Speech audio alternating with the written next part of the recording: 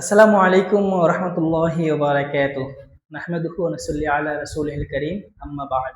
আউযু বিল্লাহি মিনাশ শাইতানির রাজীম। বিসমিল্লাহির রহমানির রহিম। সুপ্রিয় দাখিল সাব ব্যাচের শিক্ষার্থীরা, এক্সপার্ট অনলাইন অফলাইন একাডেমির পক্ষ থেকে সবাইকে স্বাগতম।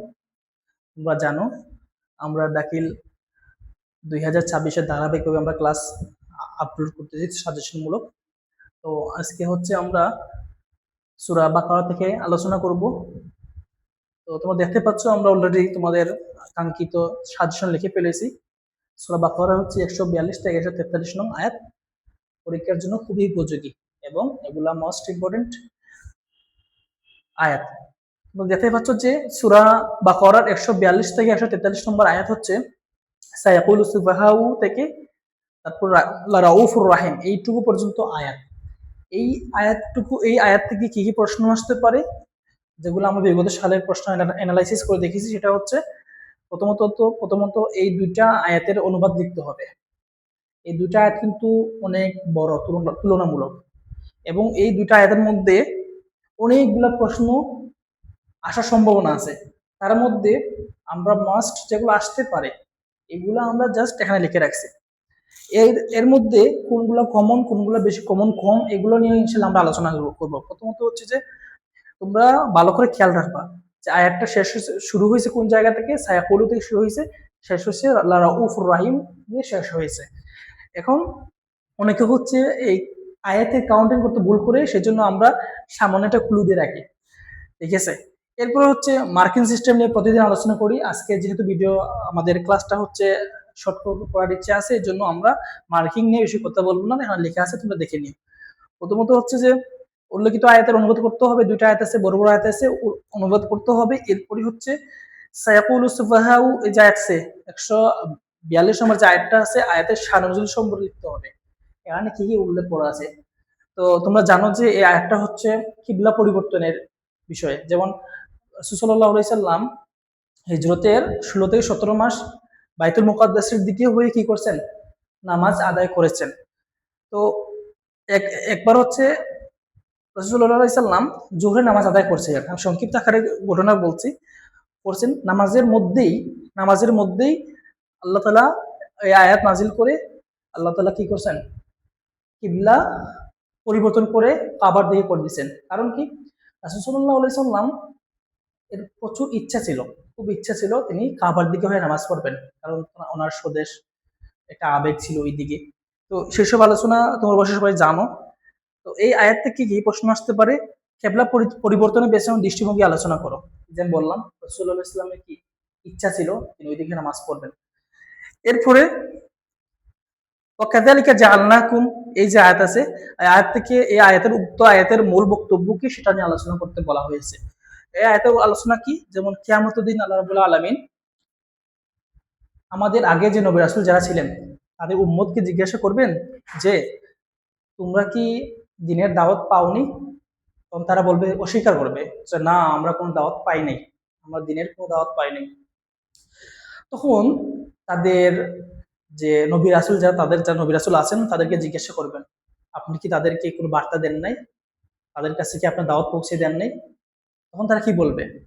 তখন তারা বলবে যে নবী রাসূল যারা, তারা বলবে যে হ্যাঁ, আমরা দাওয়াত পৌঁছে দিয়েছি, তবে হযরত মুহাম্মদ সাল্লাল্লাহু আলাইহি সাল্লামের উম্মতের দ্বারা। তখন মুহাম্মদ সাল্লাল্লাহু আলাইহি সাল্লাম উম্মতদেরকে জিজ্ঞাসা করা হবে যে তোমরা কি তাদের কাছে দাওয়াত পৌঁছে দিয়েছিলে? তখন তারা বলবে যে আমাদের আমাদের রাসূল সাল্লাল্লাহু আলাইহি সাল্লাম, যে মুহাম্মদ সাল্লাল্লাহু আলাইহি সাল্লামের উপরে যে কোরআন অবতীর্ণ হয়েছে, একটা সর্বশেষ আসমানি কিতাব, এটার মাধ্যমে আমরা কি করছি, তাদেরকে জানিয়ে দিয়েছি।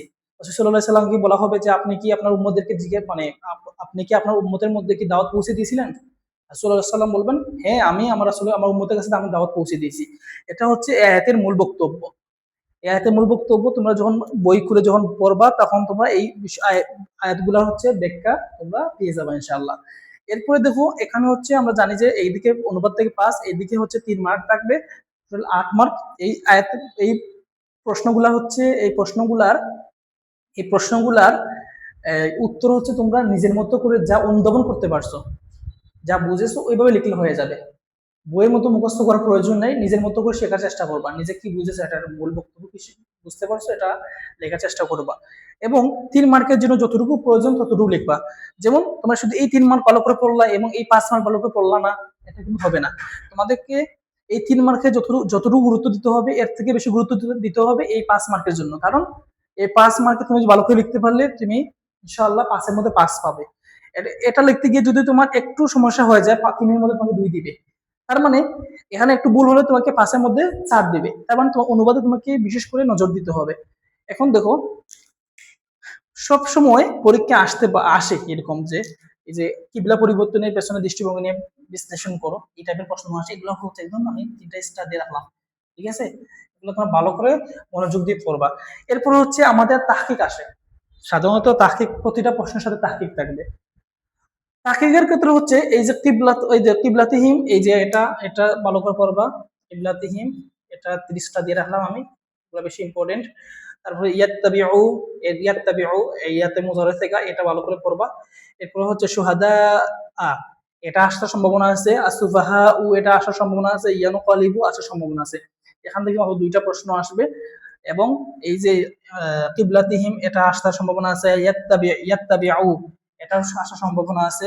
আমি একদম একদম কম সংখ্যক এই তাহকিকের জন্য কম সংখ্যক আমি শব্দ রাখছি, এগুলো তোমরা ভালো করে ফলো করলে ইনশাল্লাহ ইনশাল্লাহ তোমাদের জন্য একটু ভালো হবে। এখন একটা দেখো এখানে লেখা আছে আসুফাহাউ, আসুফাহাউ থেকে প্রশ্ন আসতে পারে, কারণ দেখো সবসময় ইসিম থেকে ফিয়াল থেকে আসবে না, মাঝে মধ্যে ইসিম থেকে একটা শব্দ দিয়ে দিতে পারে তোমাদেরকে। তো পরীক্ষায় যদি এরকম প্রশ্ন আসে, এই টাইপের প্রশ্ন আসে, অবশ্যই আসবে ইনশাল্লাহ, যদি আসে তাহলে তোমরা যেন ভালো করে লিখতে পারো, এই জন্য আমাদের এই পরিশ্রম। আজকের আমাদের ক্লাসটা এই পর্যন্ত, আগামী ক্লাসের জন্য তোমরা অপেক্ষা করবা, ইনশাল্লাহ আশা করি ভালো কিছু হবে।